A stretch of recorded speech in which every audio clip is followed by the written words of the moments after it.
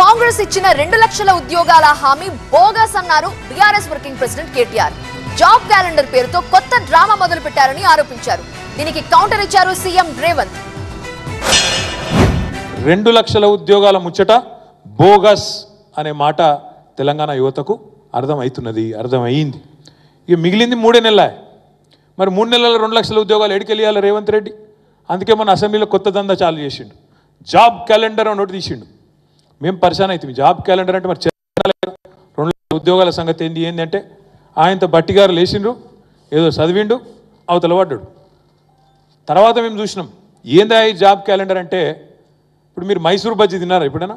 మైసూరు బజ్జీల మైసూరుండు ఎంత వాస్తవమో, నేతి బీరకాయల నెయ్యుండు ఎంత వాస్తవమో, ఓ జాబ్ క్యాలెండర్ల జాబులు కూడా అంతే వాస్తవం. ప్రభుత్వంలో ఉన్న ఖాళీలను 30,000 ప్రభుత్వ ఉద్యోగాలు 90 రోజుల్లో నిరుద్యోగులకు ఇచ్చి నిరుద్యోగ యువకులని ఆదుకున్న గ్రూప్ 1, గ్రూప్ 2, గ్రూప్ 3తో పాటు డిఎస్సిలో 11,000 ఉద్యోగాలు ఇచ్చి సంవత్సరం తిరిగే లోపలనే 65,000 ఉద్యోగాలు ఇవ్వడానికి ఇవాళ కాంగ్రెస్ పార్టీ ప్రణాళికలు చేసింది. సోదరులారా,